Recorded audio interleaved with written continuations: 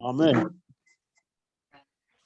Buenas tardes, buenas noches, amados hermanos. Dios les bendiga grande y poderosamente. Continuamos con el libro Segunda de Samuel, capítulo 16. Estamos con Reyes de la Biblia, con mi hermanito Pedro Rodríguez. Así que, hermanitos, por favor, acompáñenme a Segunda de Samuel, capítulo 16, hermanito. Vamos a hacer un pequeño resumen. Hoy tocaría capítulo 17. Vamos a ver el resumen del 16. Lo que vimos clase anterior, dice la palabra, segunda de Samuel 16. Dice, cuando David pasó un poco más allá de la cima del Monte de los Olivos, Siba, el siervo de Mefibosé, lo estaba esperando. Sabemos que este hombre tenía un cargamento, llevaba, inclusive como dice aquí, llevaba burros cargados de 200 panes, 100 racimos de pasas, 100 ramas con frutas y un cuero lleno de vino. Entonces el rey le pregunta, ¿para qué es todo eso? Como dice el versículo 2. Hay una respuesta aquí interesante porque dice que todo esto es, como dice, vamos aquí a leer en el verso 2, los burros son para que monten y acompañen al rey, contestó Siba, y el pan y la fruta son para que coman los jóvenes, y el vino para que los que se agoten en el desierto. O sea, esto les serviría de alimento a ellos para su recorrido, ¿no? Y hay una pregunta que ¿dónde está Mefibosé? Que es el nieto de Saúl. Dice que se había quedado en Jerusalén. Vemos un momento aquí donde, bueno, quizás fue algo de ayuda o algo importante para ese camino que tenía el rey. Dice el verso 5, luego cuando están entrando en una ciudad, Baurín, salió uno del clan de Saúl, de lo que era de la descendencia de Saúl, maldiciendo a David. Momento difícil donde inclusive sus propios guerreros le preguntaron a David que si les diese el permiso, ellos acabarían con ese perro muerto, como le estaba explicando ahí uno de los siervos de David. Dice, vamos a leer esa parte. Versículo 9, ¿cómo es posible que este perro muerto maldiga a mi señor el rey? Exclamó Abisaí, el hijo de Sarbia. Déjenme ir que le corte la cabeza. Eso es lo que querían hacer ellos al ver que estaban insultando al rey. Versículo 10, la respuesta del 10. Dijo que no. ¿Quién les pidió su opinión a ustedes, los hijos de Sarbia? Si el Señor le dijo que me maldijera, ¿quiénes son ustedes para detenerlo? Ahí hay un comentario importante, ya que David está dispuesto a escuchar, David está dispuesto a que le digan cualquier causa de insulto, David está dispuesto a recibir, pero es interesante cómo David tiene un corazón hasta para eso, de recibirlo, porque él estaba pensando que al ver, como dice el versículo 12, tanta injusticia, que le han hecho contra David, quizás Dios lo bendiga de todas esas maldiciones que está sufriendo el rey. Versículo 14 dice, el rey, todos los que estaban con él, se fatigaron en el camino, así que descansaron cuando llegaron al río Jordán. Luego entramos al momento en que Aitofel, este consejero de David, ahora es consejero de Absalón, hijo de David. Sabemos que fueron un consejero que analizábamos clase anterior, un consejero muy bueno en cuanto a la parte política, en la parte de estrategias, pero espiritualmente hablando no daba un consejo porque no escuchaba realmente la palabra o la voz de Dios en este caso. Dice, vamos a leer un poco, versículo 15. Mientras tanto, Absalón y todo el ejército de Israel llegaron a Jerusalén acompañados por Aitofel. Cuando llegó Usaí el arquita, el amigo de David, enseguida fue a ver a Absalón. ¡Viva el rey!, exclamó. ¡Viva el rey! Versículo 17. ¿Esta es la forma en que tratas a tu amigo David?, le preguntó Absalón. ¿Por qué no estás con él? estoy aquí porque le pertenezco al hombre que fue escogido por el Señor y todos los hombres de Israel, le respondió Usaí. De todos modos, ¿por qué no te serviré? Así como fui consejero de tu padre, ahora seré tu consejero.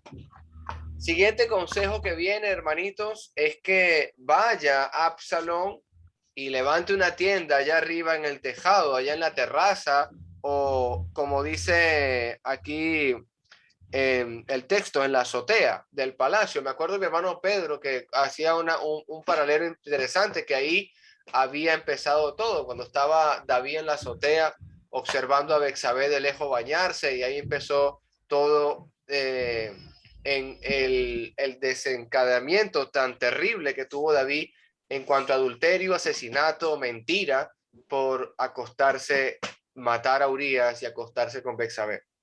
Igualmente hubieron consecuencias porque el niño muere también. Pero aquí inclusive ahora vemos nuevamente en la azotea del palacio cómo su propio hijo Absalón levanta una tienda y tiene relaciones sexuales con las concubinas de su padre. Ese fue el consejo que le dio Aitofel, como para que tuviesen de él más respeto, inclusive humillar a su padre y humillar a todo lo que él estaba haciendo como rey.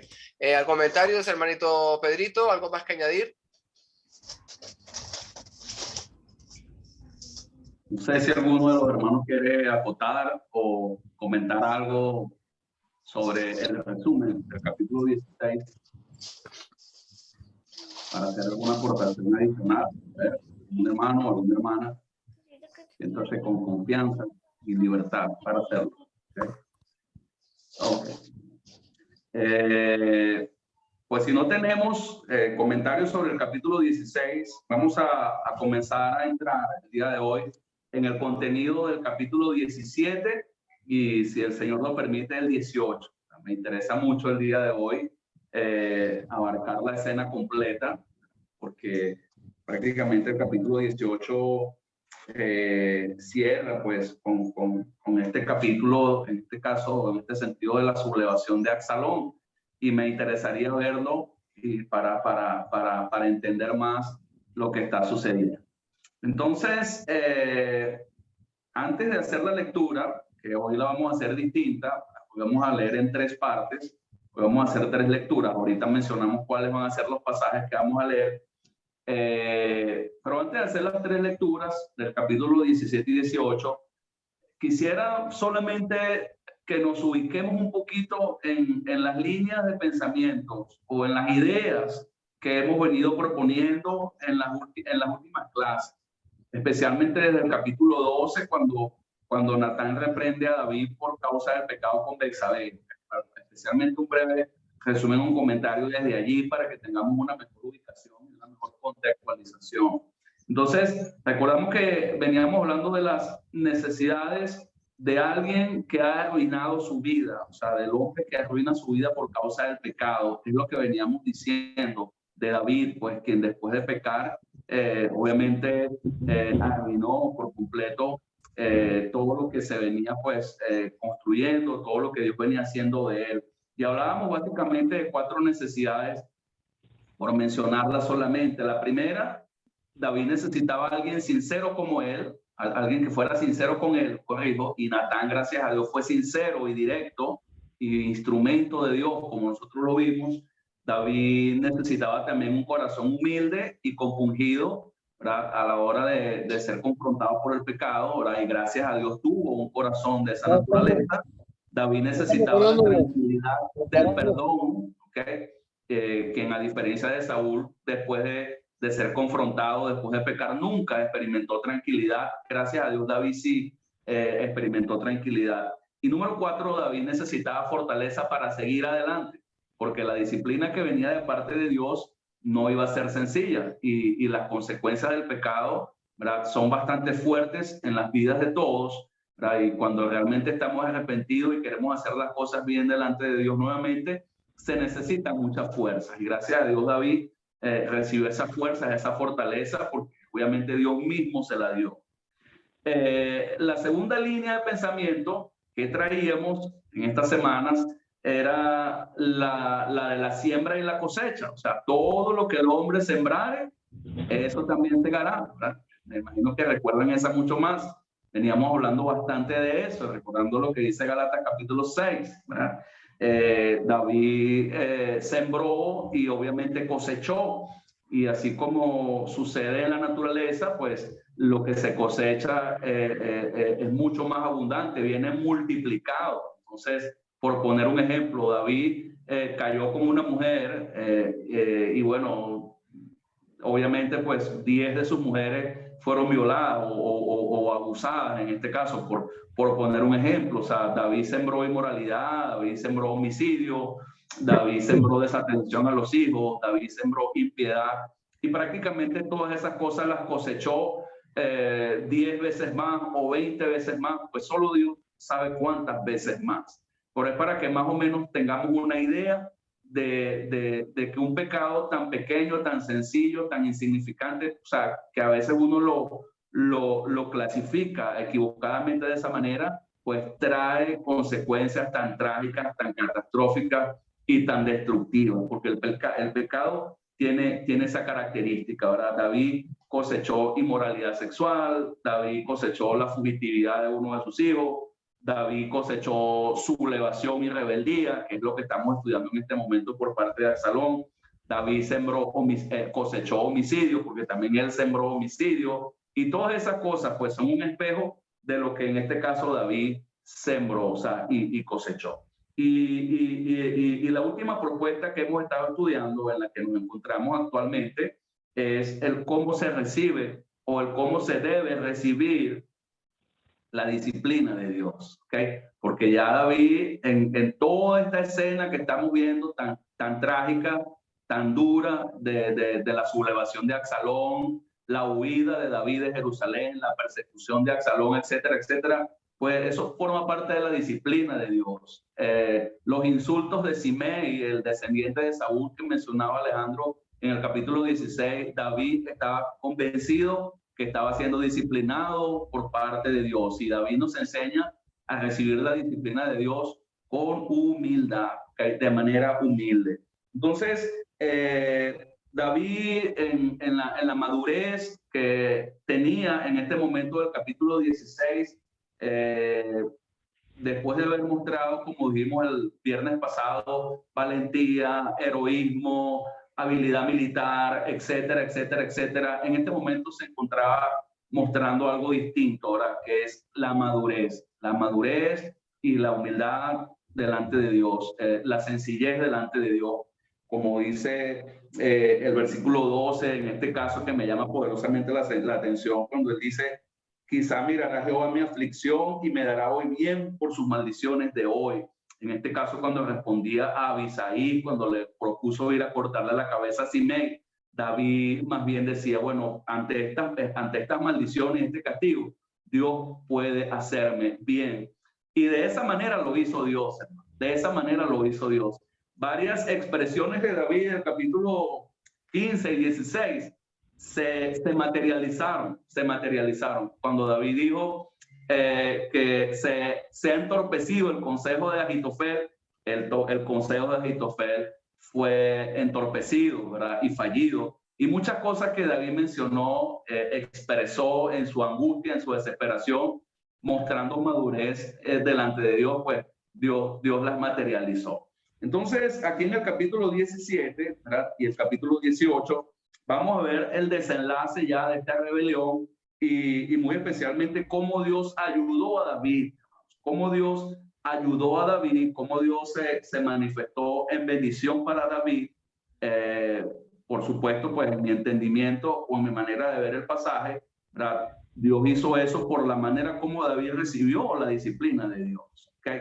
Dios al final le liberó de esa rebelión.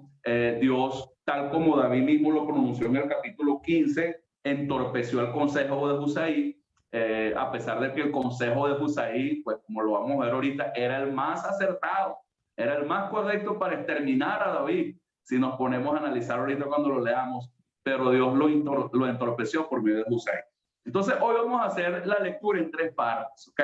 Hoy vamos a hacer la lectura en tres partes. Hacemos Una primera lectura, se comenta un poquito, hacemos una segunda lectura, se comenta un poquito, y hacemos una tercera lectura y se comenta un poquito nada más. Y luego queda el espacio libre pues para el diálogo, para el análisis, para las preguntas, los aportes y todo, por supuesto, lo que Dios tenga en nuestros corazones.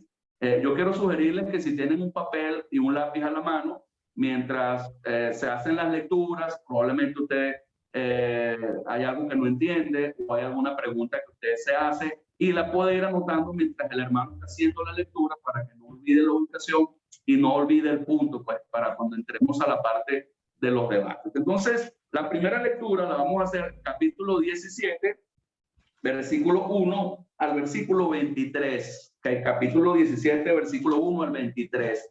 Van a ser 23 versículos que va a ser la primera lectura, ¿ok? La segunda lectura va a ser desde el capítulo 17, versículo 24, ¿verdad? Al capítulo 18, versículo 23, ¿ok?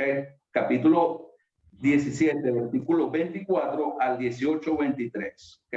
Y la última lectura va a ser 18, 24 al 33, ¿ok? 18, 24 al 33. Entonces vamos a necesitar 3 voluntarios, así que bueno, ya no necesitamos... Yo soy la primera. Necesitamos 3 voluntarios. Nuestra hermana Alice nos va a colaborar el día de hoy con los primeros 23 versículos. Así que, hermanita, le escuchamos.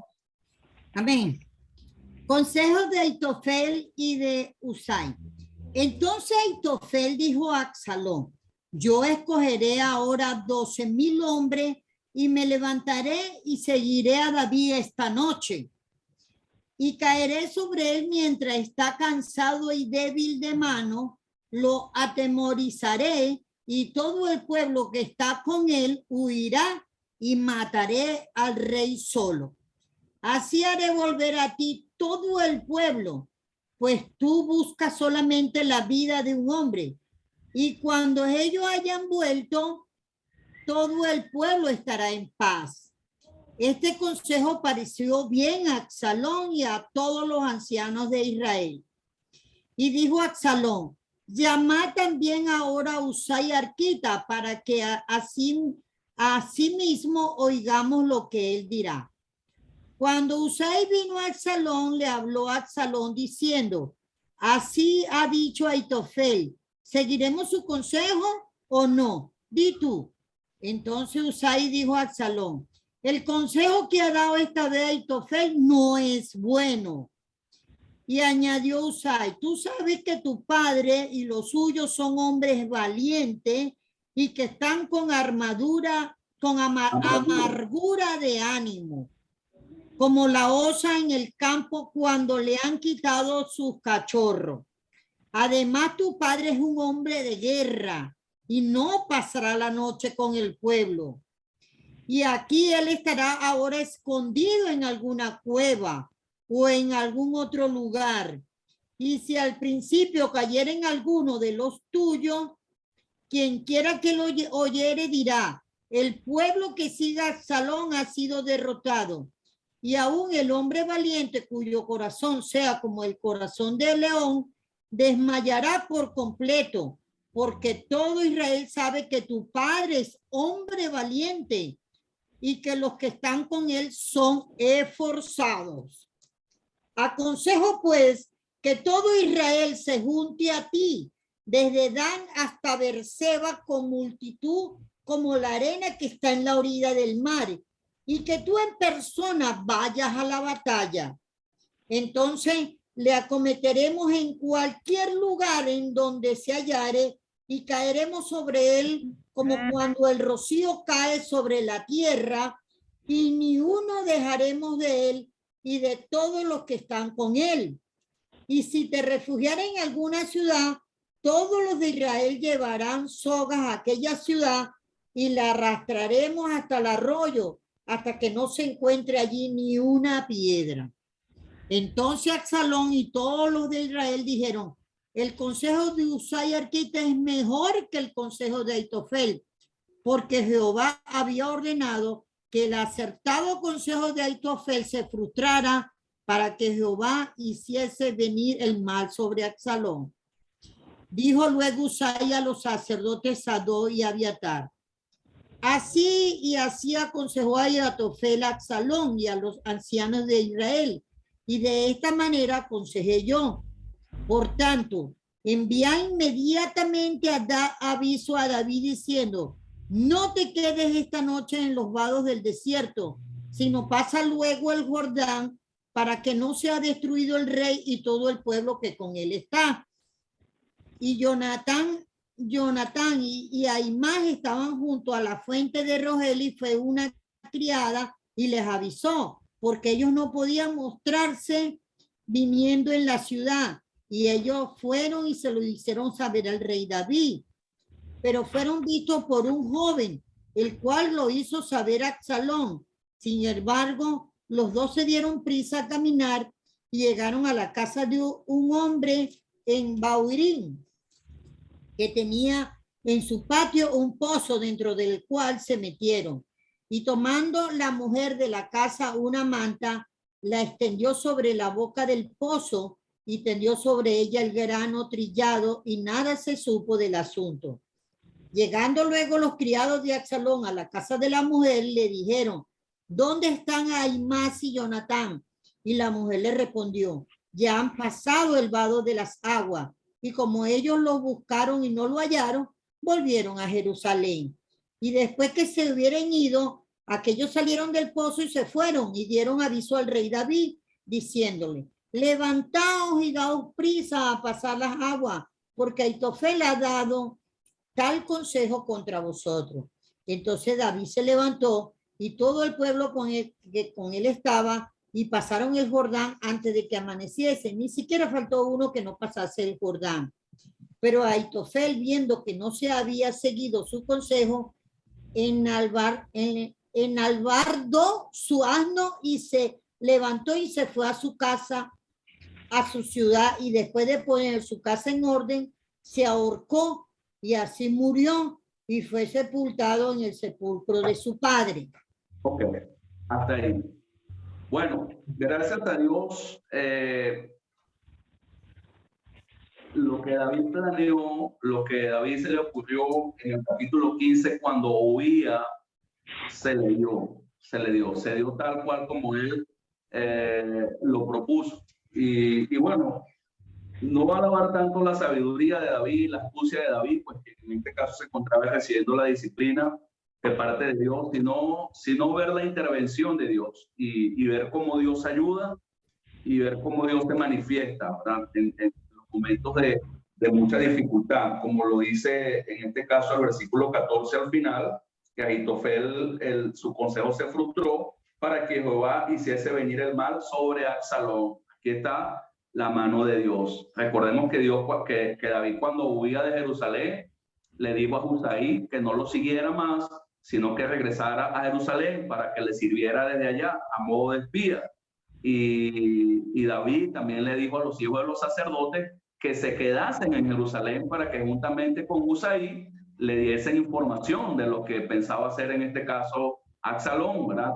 Y aparte de eso, pues como vimos, el consejo de Husai frustró el consejo de Ahitofel. Entonces salió tal cual, o sea, David, pues gracias a Dios, la sabiduría y el entendimiento que Dios le dio para poder programar y poder planificar todo lo que vemos acá aconteciendo, ¿verdad? Dios le ayudó y Dios le fortaleció. ¿Algún comentario antes de avanzar con la segunda lectura? Algo que crean conveniente mencionar, si algún hermano o hermana lo tiene en este momento. El hermano Henry Flores levantó su mano. Hermanito, ¿puede activar su micrófono? Hermanito Henry, bienvenido, Dios lo bendiga. Solamente para saludar. Ah, muy bien, saludo, hermanito. Hermanito Roberto Miranda. El hermano Henry Flores es de cerca de Tallahassee, Florida. Es predicador del evangelio allá, y él ha estado en silla de ruedas por más de 40 años. Sí. Para que escuche Tiziana, y Tiziana le puede animar a él para que se entiendan entre los dos. Amén. Dios les bendiga a los dos. Amén. Amén. Solo eso quería añadir. Perdón la interrupción. Amén. Bueno, bienvenido, Henry. Qué bueno que estás con nosotros. Gracias, Estamos en Henry. segunda de Samuel, Henry. Capítulo 17, versículo 23. Y ahorita vamos a iniciar la lectura del versículo 24 hasta el 18, 23, hasta el 18-23. ¿Okay? Entonces, si alguien tiene algún comentario o alguna aportación. Pedro, ¿qué libro es? Otra vez. Segunda de Samuel.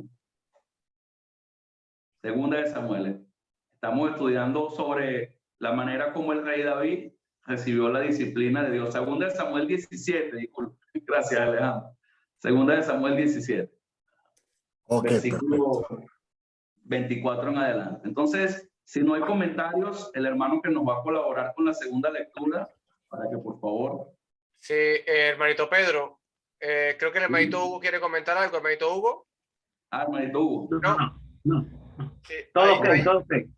hay un texto que me llama la atención, hermano querido. Es el 17:4, que los ancianos estaban de acuerdo en perseguir al rey o en sitiar al rey. O sea, eso me llama mucho la atención. O sea, como me hizo acordar el tema de Anás y Caifás, que estuvieron de acuerdo en crucificar al maestro. O sea, es como una similitud que veo allí.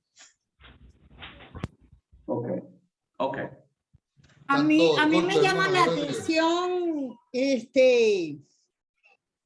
lo de Aitofel, cuando dice que como no siguieron su consejo, se fue para su casa y se ahorcó. Pues aquí hay como una sombra, dijera el hermano Roberto, de Judas, porque él quería, él mismo era el que quería matar al rey David, y entonces y no, como no se lo permitieron, ¿verdad? Él fue y se ahorca, y ahí vemos esa sombra, pues también ahí con Judas, porque Judas fue el que fue y lo vendió, y después se fue y se ahorcó. Pues entonces eso me llamó la atención. Gracias.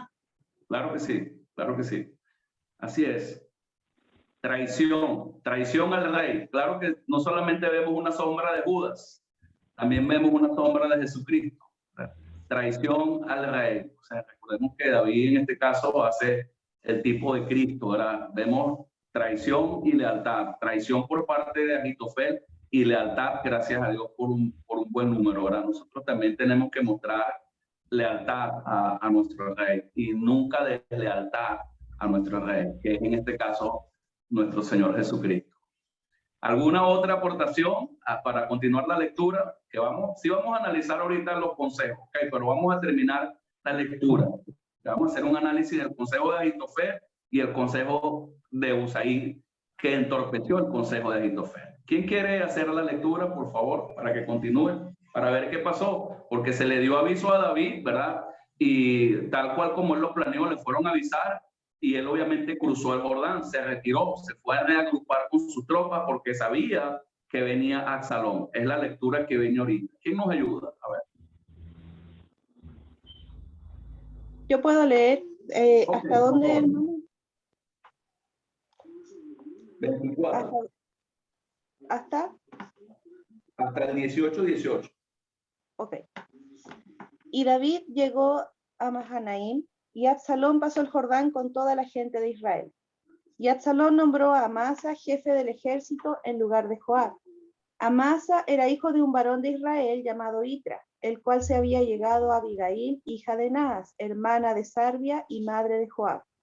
Y acampó Israel con Absalón en tierra de Galaad.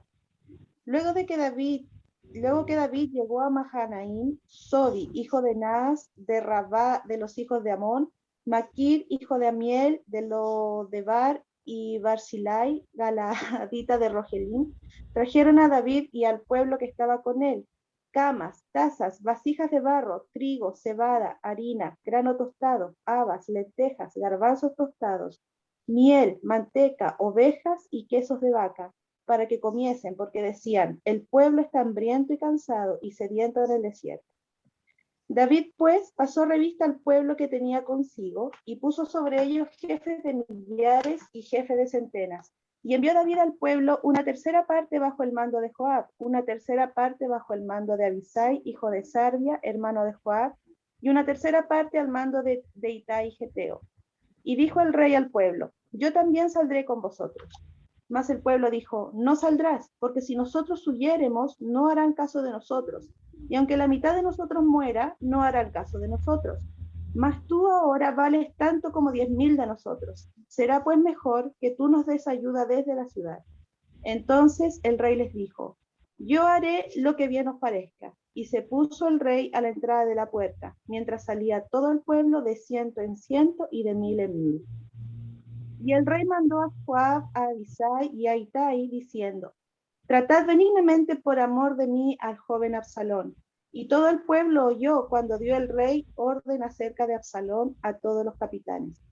Salió pues el pueblo al campo contra Israel y se libró la batalla en el bosque de Efraín. Y allí cayó el pueblo de Israel delante de los siervos de David, y se hizo allí en el día una gran matanza de 20,000 hombres.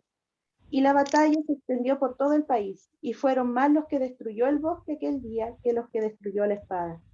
Y se encontró Absalón con los siervos de David, e iba Absalón sobre un mulo, y el mulo entró por debajo de las ramas espesas de una gran encina, y se le enredó la cabeza en la encina, y Absalón quedó suspendido entre el cielo y la tierra, y el mulo que iba pasó delante. Viéndolo uno, avisó a Joab diciendo: he aquí que he visto a Absalón colgado de una encina. Y Joab respondió al hombre que le daba la nueva: y viéndolo tú, ¿por qué no le mataste luego allí echándole a tierra? Me hubiera placido darte 10 siclos de plata y un talabarte.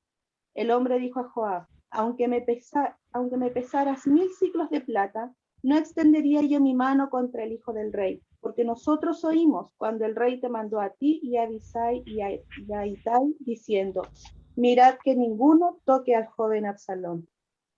Por otra parte, habría yo hecho traición contra mi vida, pues que al rey nada se le esconde, y tú mismo estarías en contra.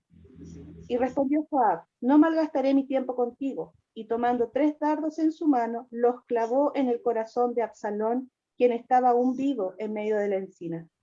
Y 10 jóvenes escuderos de Joab rodearon e hirieron a Absalón y acabaron de matarle. Entonces Joab tocó la trompeta y el pueblo se volvió de seguir a Israel, porque Joab detuvo al pueblo. Tomando después a Absalón, le echaron en un gran hoyo en el bosque y levantaron sobre él un montón muy grande de piedras, y todo Israel huyó, y cada uno a su tienda. Y en vida Absalón había tomado y erigido una columna, la cual está en el valle del rey, porque había dicho: yo no tengo hijo que conserve la memoria de mi nombre. Y llamó a aquella columna por su nombre, y así se ha llamado columna de Absalón hasta hoy. Estamos viendo el fin de Absalón y la manera como Absalón muere, ¿okay? Y vemos cómo nuevamente Dios estuvo con David, dándole la victoria sobre el ejército de Israel, ¿okay? Porque la mayor parte o muy buena parte del ejército estaba con Absalón, probablemente la mayoría del ejército. Pero dice la escritura que fueron más los que murieron enredados en las ramas de los árboles del bosque que los que murieron por la espada, ¿verdad? Ahí estamos viendo definitivamente a Dios interviniendo y a nuestro Dios obrando, ¿verdad? Vemos como uno de los siervos consigue a Absalón colgado y va inmediatamente, le da la noticia a Joab, y bueno, Joab inmediatamente le reprocha de no haberlo matado al instante. Y va él mismo y se asegura personalmente de clavar 3 dardos en su corazón y de terminar de matarlo, ¿verdad? Y de hacer todo lo que dice el relato, de darlo sobre un montón de piedras, pues, y un montón de piedras bien, pero bien grandes. Entonces, ¿alguna pregunta, alguna duda, algún comentario que quieran hacer sobre esta parte antes de leer la parte final? ¿Ok? ¿Alguna aportación, cualquier cosa que deseen pues comentar, compartir, pueden hacerlo con confianza?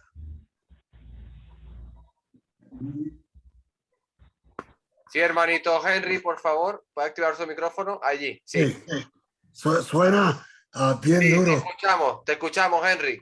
Ok, suena bien duro lo que hicieron con él, pero la verdad es que para nosotros mirarlo, lo cómodo que estamos, suena feo, suena duro, pero en ese tiempo era la única manera que podían quitar eso, esa clase de personas para hacerle ejemplo al pueblo entero. Para mí me suena duro oír eso, oír cómo lo mataron, las veces que lo mataron con el cuchillo, el puñal. Es tremendo porque David había dado orden expresa a los tres generales en los que agrupó el ejército en tres partes, como dice la lectura, y a los tres les dio orden de no matar a Absalón. Y dice que David se puso en la parte final, en la parte de la salida de la ciudad, y le dio la instrucción específica a cada uno y que todo el ejército oyera la instrucción que él dio. Y por eso el soldado, cuando le vio, no le mató, porque oyó directamente la indicación de David. Entonces la pregunta es, oye, ¿qué pasó? ¿Por qué Joab desobedeció a David? Porque David le había ordenado personalmente que no lo hiciera. Y obviamente, o sea, no estamos de acuerdo con el asesinato, porque obviamente la ley lo condena, pero Joab sabía que David no iba a tener el carácter para disciplinar a Absalón. Joab sabía que si no liquidaba a Absalón, esto iba a continuar. El problema, Absalón iba a seguir representando un problema y se vio en la necesidad Joab de tomar justicia con su propia mano. ¿Okay? ¿Algún comentario, alguna aportación antes de hacer la lectura final? Desde el versículo 24 hasta el versículo 33, ¿algún voluntario que nos quiera colaborar? Roberto. No, Pedro, yo estoy del lado de David, hermano. O sea, David es el padre, ¿verdad? Que tiene la misericordia sobre el hijo. Yo necesito la misericordia de mi padre también. Porque los pecados que he cometido son definitivamente dignos de muerte, dignos de sufrimiento, ¿verdad? Claro que aquí estamos hablando de las consecuencias físicas que muchas veces son consecuencias de todos modos del pecado, pase lo que pase aquí en la tierra, ¿no? Pero no la condenación. O sea, el perdón de los pecados es lo que estamos buscando nosotros. Y la sombra es eso, o sea, vemos que el corazón de David era realmente como el del Padre, ¿no? Como el de Dios. No que era perfecto, pero él quería tener misericordia sobre su hijo, porque él también necesitaba misericordia de su Padre, que está en los cielos, ¿verdad? El que no tiene el pecado lance la primera piedra. Y él no la iba a dar. Vamos a recordar quiénes eran los hijos de Sarbia y el corazón de los hijos de Sarbia, corazones sanguinarios, vengativos. Recordamos lo que Abisaí, hermano de Joab, le había propuesto a David anteriormente cuando Simei vino a maldecirle y David dijo, ¿quién podrá librarme ya de los hijos de Sarbia? Porque los hijos de Sarbia tenían esa mentalidad sanguinaria de muerte, de venganza, de destrucción, a diferencia en este caso de David. Y no solamente se muestra la misericordia de David allí, sino al final, como lo vamos a ver ahorita del capítulo, cuando David dice, ¿quién me diera a mí morir en tu lugar? O sea, ¿quién me diera? Pues, obviamente el corazón de David se rompe al enterarse de la muerte de su hijo Absalón. Obviamente, como estoy diciendo, quería David tener misericordia de él, pero al enterarse de la muerte de esa manera de su hijo, la expresión de David es una expresión como la de Dios, obviamente, como la de Cristo. ¿Quién me diera, como dice al final en el versículo 33, quién me diera que muriera yo en lugar de ti, Absalón, hijo mío, hijo mío? Okay, de todas maneras, eso lo vamos a ver ahorita al final ya de la lectura de este capítulo. Claro que sí. A ver, ¿quién nos puede colaborar con la lectura final? Gracias, hermanita. La hermana Tiziana. Dígame, por favor, de nuevo, ¿de dónde a dónde? Del 19 al 33, del capítulo 18. 19 al 33. Momentito. Entonces, Ahimaas, hijo de Sadoc, dijo, correré ahora y daré al rey las nuevas de que Jehová ha defendido su causa de la mano de sus enemigos. Respondió Joab, Hoy no llevarás las nuevas, las llevarás otro día. No darás hoy la nueva, porque el hijo del rey ha muerto. Y Joab dijo a un etíope, ve tú y di al rey lo que has visto. Y el etíope hizo reverencia ante Joab y corrió. Entonces Ahimaas, hijo de Sadoc, volvió a decir a Joab, sea como fuere, yo correré ahora tras el etíope. Y Joab dijo, hijo mío, ¿para qué has de correr tú si no recibirás premio por las nuevas? Mas él respondió, sea como fuere, yo correré. Entonces le dijo, corre. Corrió pues Ahimaas por el camino de la llanura y pasó delante del etíope. Y David estaba sentado entre las dos puertas. Y el atalaya había ido al terrado sobre la puerta en el muro, y alzando sus ojos, miró y vio a uno que corría solo. El atalaya dio luego voces y lo hizo saber al rey. Y el rey dijo, si viene solo, buenas nuevas trae. En tanto que él venía acercándose, vio el atalaya a otro que corría, y dio voces el atalaya al portero diciendo, he aquí otro hombre que corre solo. Y el rey dijo, ese también es mensajero. Y el atalaya volvió a decir, me parece el correr del primero como el correr de Ahimaas, hijo de Sadoc. Y respondió el rey, ese es hombre de bien y viene con buenas nuevas. Entonces Ahimaas dijo en alta voz al rey, paz. Y se inclinó a tierra delante del rey y dijo, bendito sea Jehová, Dios tuyo, que ha entregado a los hombres que habían levantado sus manos contra mi señor el rey. Y el rey dijo, ¿el joven Absalón está bien? Y Ahimaas respondió, vi yo un gran alboroto cuando envió Joab al siervo del rey y a mí tu siervo, mas no sé qué era. Y el rey dijo, pasa y ponte allí.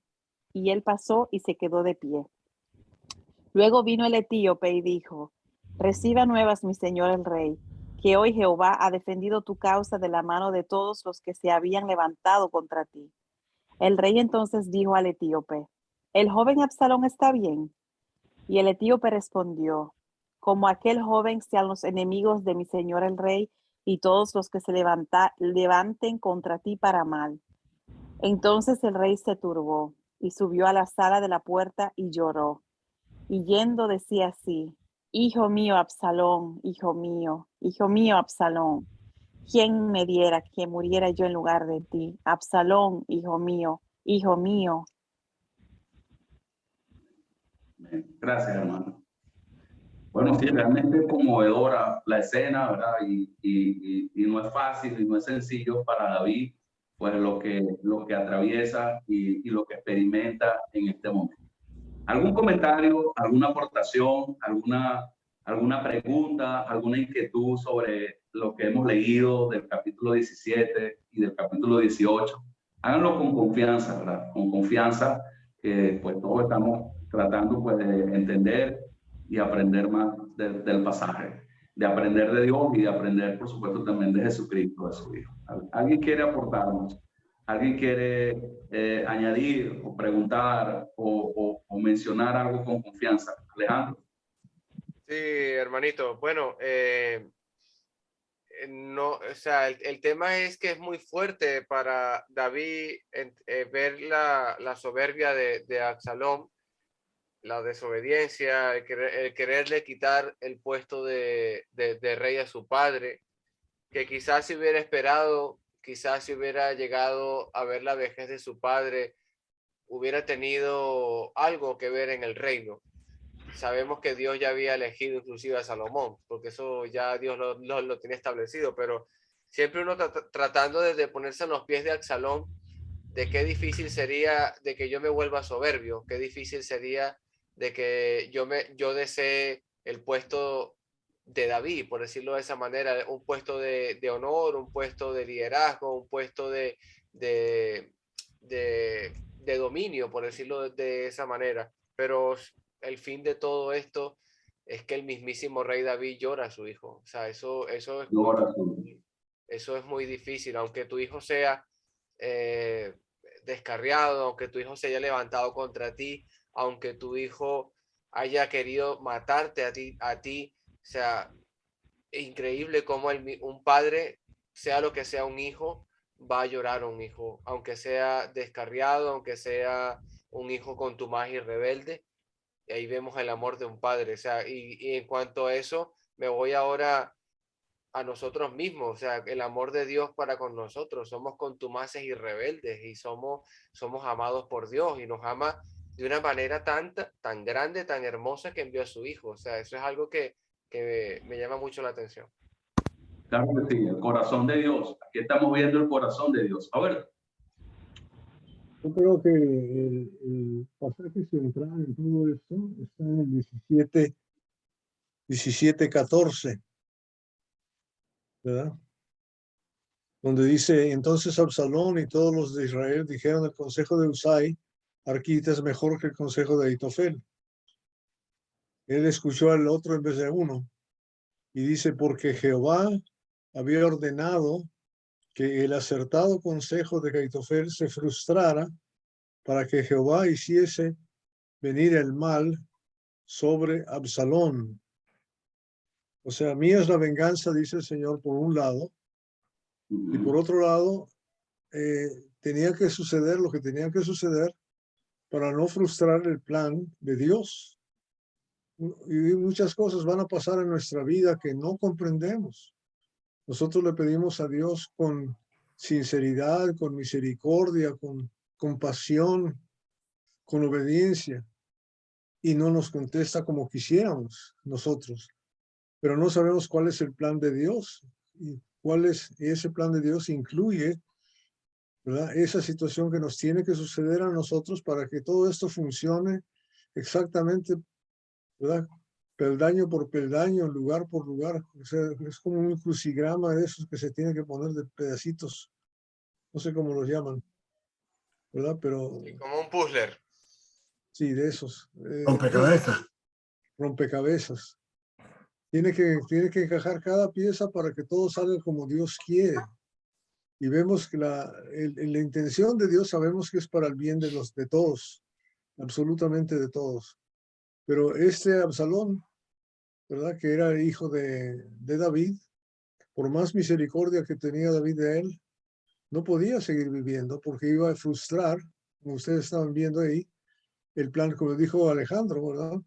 Iba a frustrar el plan de Dios de que Salomón fuera el que iba a heredar el trono y no Absalón ni ninguna otra persona, sino Salomón tenía que ser el que iba a heredar y es lo que iba a tocar. Y por alguna razón tenía que pasar eso. Y a veces esas cosas nos pasan a nosotros, ¿no? ¿Por qué no me tocó casarme con fulanito, con fulanita? ¿Y por qué no pasó esto, no pasó aquello? Y nos preguntamos, ¿por qué me hizo cara fea el fulano de tal o el fulano de tal? ¿Verdad? Y Dios sabe exactamente por qué, tiene exactamente la razón. Y Él sabe por qué está haciendo las cosas y qué es lo que nos toca a cada uno de nosotros. Y no sabemos que si hubiera sido como nosotros quisiéramos, todo se hubiera hecho caído a pedazos, ¿verdad? A mí me hace sentirme muy pequeño cuando veo ese pedacito, ese versículo 14. Muy pequeño en el plan de Dios, pero qué importantes son cada rompecabezas, cada pedazo que Él deja que suceda, ¿verdad? Como dice Hebreos capítulo 1, ¿verdad? Él nos sostiene con la palabra de su poder, nos sostiene, nos mantiene en vida con la palabra de su poder. Solo eso quiero decir. A ver, hermanito Henry, pero un momentito, hermanito Fidel García, y luego le cedo la palabra a Ali, y luego usted, hermanito Henry. Ok. Buenas tardes, mis hermanos. Sí. Esto me lleva a nuestra vida natural, ¿no? Como hijos y como padres. Esto también nos refleja cuántos Absalón y cuántos David hay. Basándonos en esta historia, ¿no? Una historia bien trágica, una historia bien melancólica, ¿no? Porque hoy día vemos también muchos Absalón que quieren y no esperan los lapsos de la gerencia de los padres para poder llegar y tomar y echar manos de ella. Montan a los padres, los inhabilitan y los meten en unos home para hacer uso de la herencia que tiene preparados los padres para esto. Y también, ¿cuántos David hay de no haber criado bien a sus hijos? ¿Cuántos David hay de no haber aportado a sus hijos el amor preciso para que ese amor sea recíproco y no se utilice el amor al dinero, el amor al poder, el amor a los bienes materiales? Y vemos la característica del Señor, pues, muy práctica, como es el amor a sus hijos. Esto nos enseña a nosotros, aparte de la vida espiritual, hermano, nos enseña nuestra vida terrenal, nuestra vida hoy en día, y vemos demasiados casos de esta índole. Eso es lo que quería aportar allí. Amén, fiel. Hermanita Alex. Bueno, a mí realmente pues la historia conmueve y vemos como la desobediencia a los padres siempre va a terminar en muerte, el pecado siempre va a terminar en muerte y la separación total, ¿verdad? Del amor del padre se rompe. Pero también me conmueve, como decía el hermano Alejandro, es el dolor del padre, el dolor tan grande en el corazón del padre, por ver perder su hijo, pues, aun cuando se trataba de una rebeldía, pero sí queda muy claro la desobediencia, el pecado nos va a llevar a muerte, nos va a llevar a separación del amor de Dios. Gracias. Hermanito Henry, por favor. Gracias. Antes de yo ser tiroteado, por eso estoy en silla de ruedas, yo creía siempre que mis padres amaban más a mi hermano que a mí, a mi hermano que se llama Oscar. Y cuando me tirotearon, que yo estaba en el hospital 7 meses, parece bastante ahora, pero no parecía bastante en ese tiempo. Y me recuerdo que mi madre se arrodillaba en el piso para orar por mí. Y cuando la morfina y las drogas no me quitaban el dolor, las oraciones de mi madre me ayudaban a sobrepasar el dolor que tenía. Uno tiene que ver que no importa lo que pase, siempre es hijo, siempre tiene el hijo para demostrarle el amor, para ayudarlo a conocer mejor la vida. Me recuerdo las veces que estaba en mi casa, cuando después de estar en silla de ruedas, queriendo quitarme la vida, y mi madre entraba al cuarto para hablarme y no me dejaba quitar la vida, porque ella sabía que iba a venir un mejor día, una vida mejor. Pero no importa lo que uno piensa, aquí el hijo quería ser el rey, quería ser el que mandaba, pero la verdad es que los padres perdonan, los padres apoyan, soportan, ayudan a los hijos a cumplir con su meta en este mundo. Y cuando nosotros somos pacientes con los padres lo son con nosotros. Esta historia me recuerda mucho en Lucas 15 del hijo pródigo, cuando el hijo pródigo pide su herencia antemano, antes que se muriera. El padre, mi madre yo me recuerdo las oraciones que decía que ella diera sus piernas para yo poder caminar de nuevo. Y era triste, pero feliz saber que alguien te ama de tal manera que están dispuestos a quedarse paralítico por uno. Eso yo no solo me deseo a nadie, porque es una vida bien dura, y más cuando tiene 40 años en una silla de ruedas. Pero cuando uno ve el amor de los padres, no nos queda otra que decir gracias a Dios por darme los padres que están listos hasta para morir por uno, a darle los beneficios que ellos tienen, que ellos no malgastaron a que ellos lo dan a nosotros, siendo los hijos de ellos. Gracias. Gracias, hermanito Henry, Amén. por abrir tu corazón con nosotros, hermanito. Es realmente hermoso, conmovedor. Me da mucho ánimo, hermanito, a seguir anunciando ese mensaje. Inclusive me vas a servir de ayuda, hermanito, grandemente. Dios te guarde, Dios te bendiga grandemente. Hermanito Pedro, seguimos. Amén. Bueno, gracias a Dios por el aprendizaje. Y bueno, me llama mucho la atención, como decía Roberto ahorita, el versículo 14, que es básicamente como el centro, que es la intervención de Dios y la sabiduría, que es el principal protagonista en todo esto, ¿verdad? Quien interviene y quien se manifiesta, ¿no? Sobre todo, como dice pues ahí en el versículo 14, cuando menciona, porque Jehová había ordenado que el acertado consejo de Ahitofel se frustrara.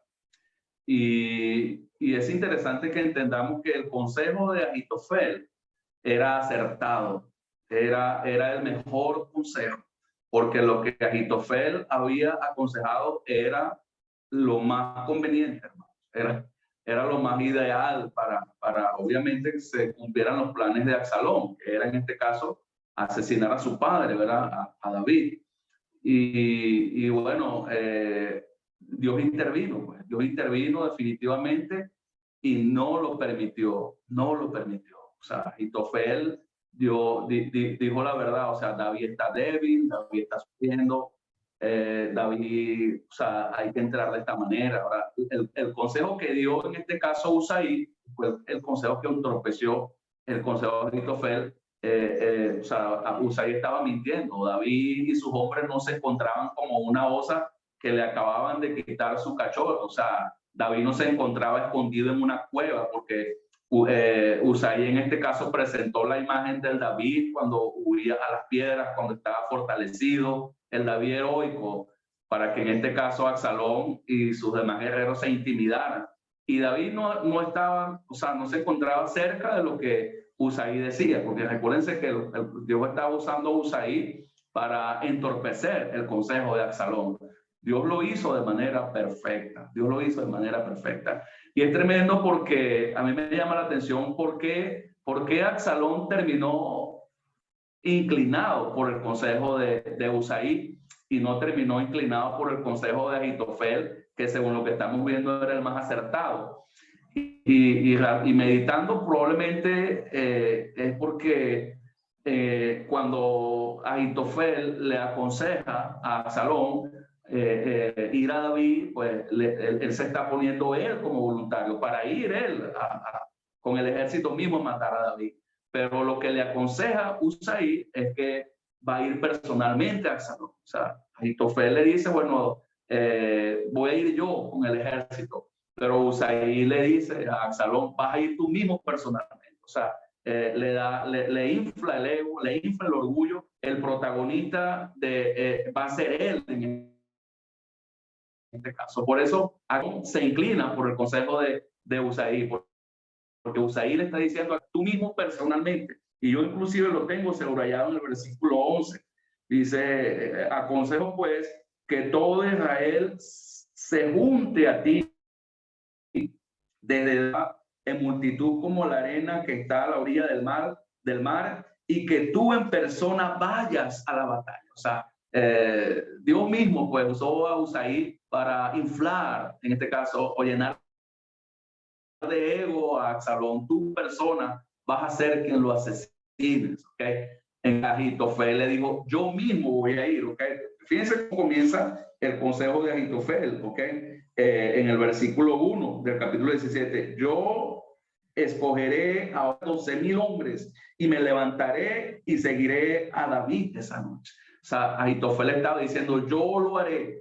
Y Usaí le dijo, tú lo harás personalmente. Y obviamente el ego de Absalón pues él se llenó y lo que tanto le daba ego, su presencia, su apariencia, su cabellera, o sea, todo eso, eso a su vez vino a ser su muerte, porque con esa misma cabellera terminó él enredado, hermanos, en ese poco de árboles. O sea, su misma cabellera que tanto lo enorgullecía, vino a ser su maldición, vino a ser la causa de su muerte. Entonces vemos a Dios allí interviniendo, vemos a Dios allí trabajando y haciendo lo que solo Él sabe hacer. Atención, hermanos, porque Dios quiere darnos a nosotros descanso, ¿verdad? Dios quiere darnos a nosotros tranquilidad, Dios quiere darnos dependencia y no quiere darnos explicaciones. O sea, simplemente quiere que descansemos en Él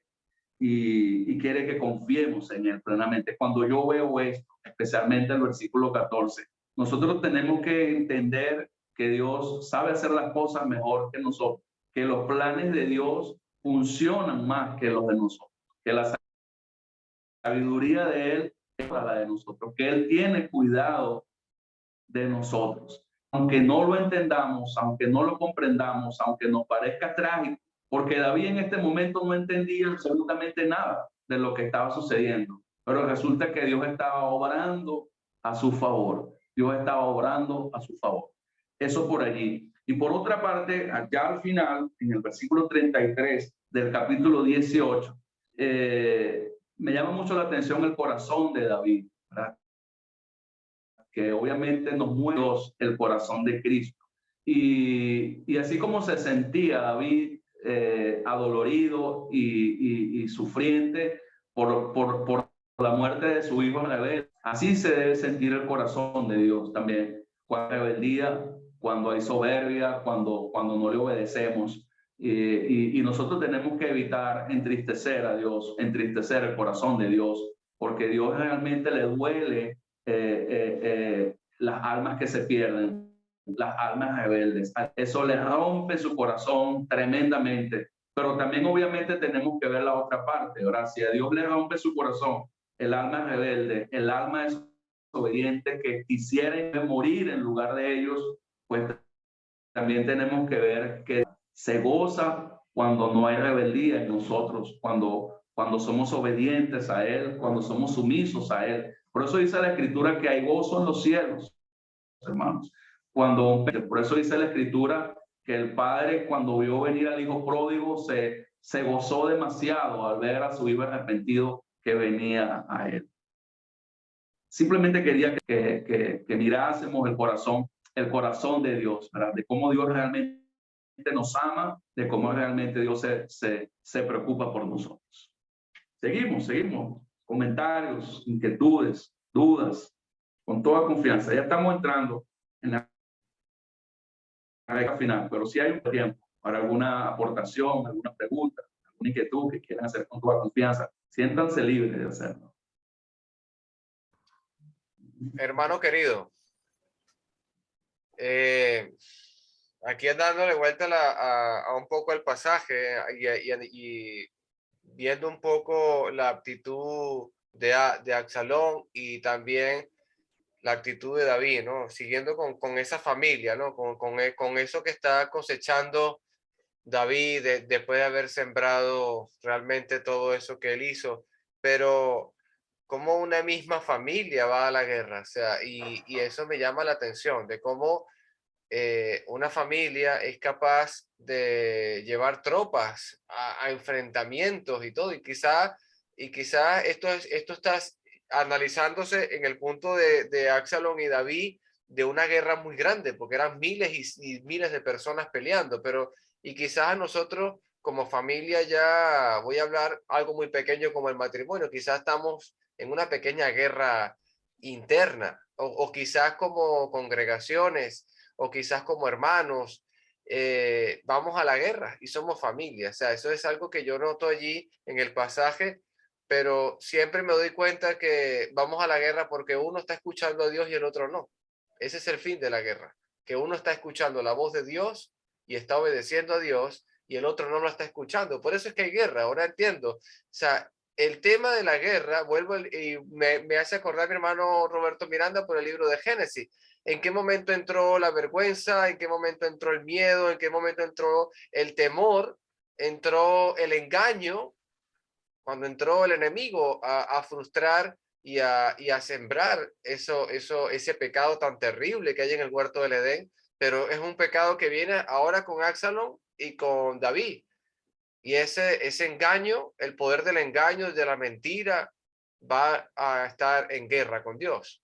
Y eso va a ocurrir. Así es. Cuando las partes están oyendo la voz de Dios, obviamente no habrá lugar para la guerra. Y es bueno ese entendimiento. La guerra viene cuando una de las partes o varias de las partes no están oyendo la voz de Dios. Viene la guerra, viene el conflicto. Claro que sí, buenísimo. A ver, ¿alguien más quiere aportarnos y compartirnos alguna idea o alguna pregunta o alguna inquietud al respecto de este pasaje? Hágalo con toda confianza.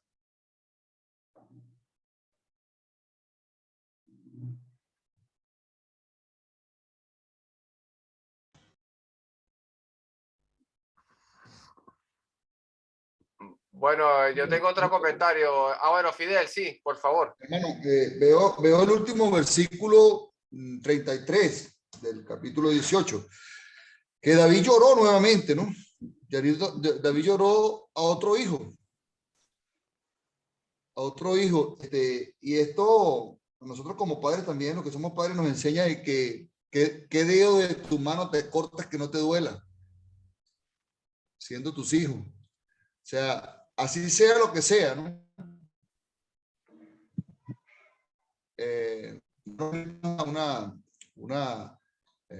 Una anécdota de su vida. Y así mismo David, ¿cuántos hijos tuvo David? No sabemos ni siquiera cuántos. Nombran estos dos nada más, ¿no? El hijo del engaño y Absalón, ¿no? Y por supuesto Salomón, ¿no? Pero vemos que David lloró nuevamente otro hijo. Nosotros, ¿qué dedo de nuestra mano que no nos duela? Y eso me lo dice, mi mamá me decía, ve hijo, aquí tienes esta mano, tócalo, y qué dedo de esta mano me duele que corten y no me duela. O sea, de mis hijos, que me corten y no me duela. David lloró. Así también nosotros debemos comprender esto. El amor a nuestros hijos es incondicional, sea quien sea. Puede ser cualquiera de los dedos. Y nos puede enseñar esto hoy, que como David lloró a sus hijos, nosotros tenemos el amor también para nuestros hijos. ¿Qué dedo de la mano nos corten?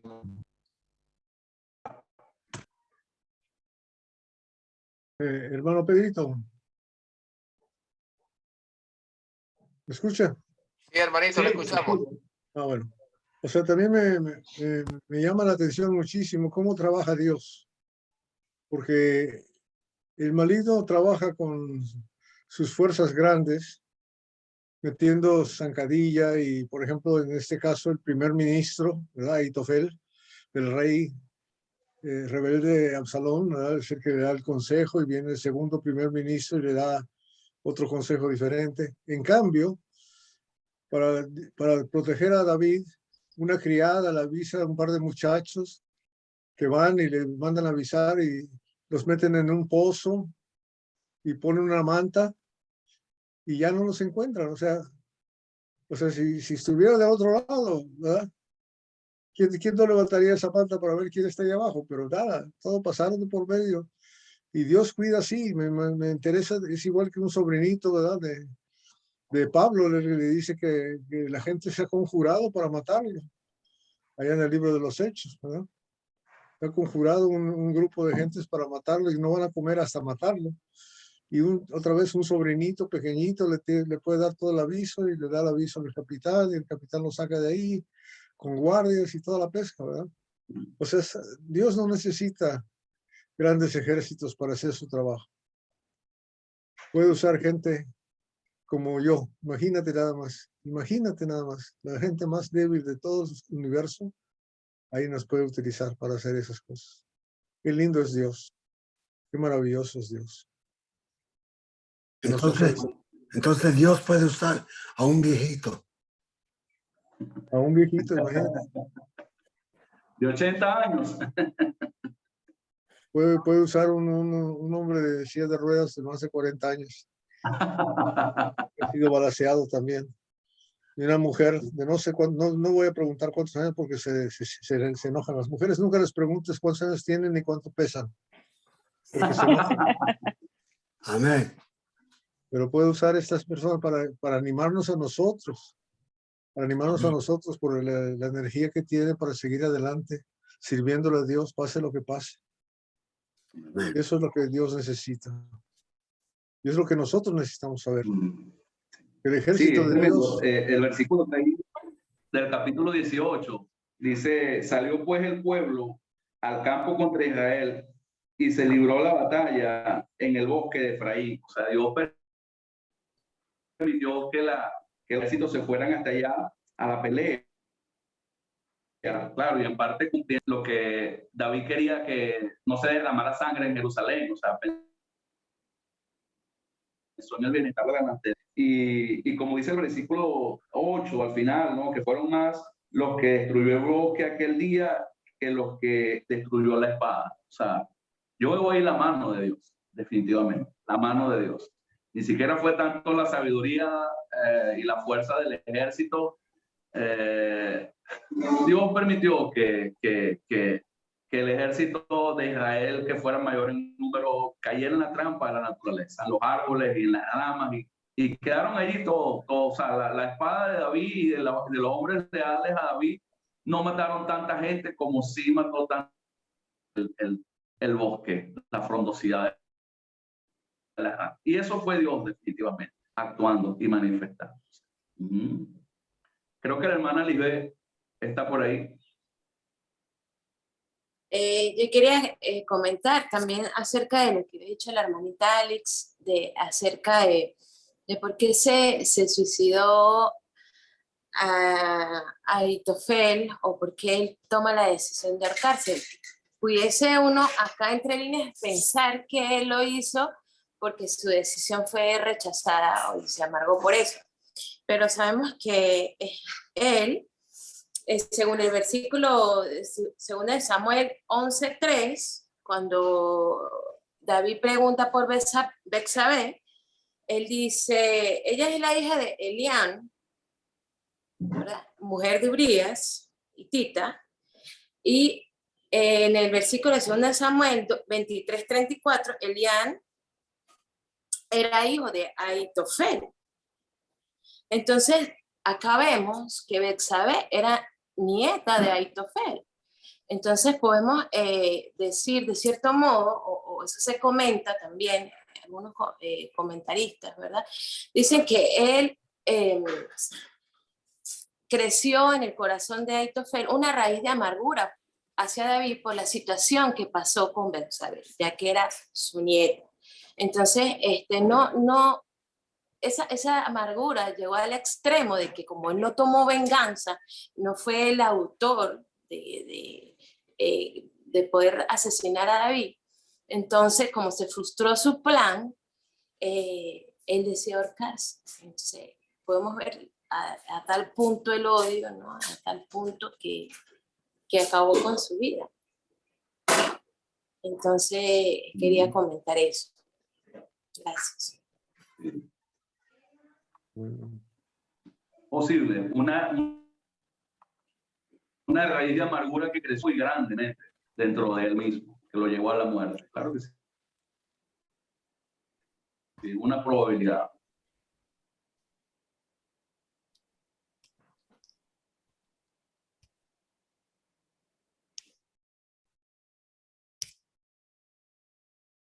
¿Algún otro comentario, amados hermanitos?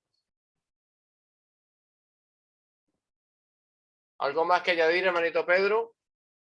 Ok, no, ya estamos en el tiempo, ya estamos. Amén, hermano. Bueno, vamos a...